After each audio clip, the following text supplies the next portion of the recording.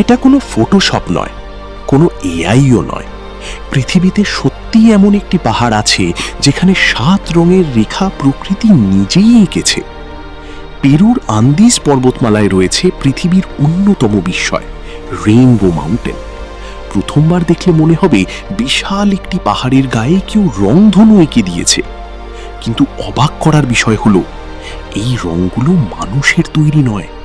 হাজার হাজার বছর ধরে লোহা, তামা আর বিভিন্ন খনিজ পদার্থ জমে জমেই তৈরি হয়েছে লাল, সবুজ, হলুদ আর কমলা রঙের এই অসাধারণ নকশা। আরো মজার বিষয় হলো বহু বছর ধরে পাহাড়টি বরফের নিচে লুকিয়েছিল। বরফ গলার পরই পৃথিবী প্রথম দেখতে পায় এই প্রাকৃতিক শিল্পকর্ম।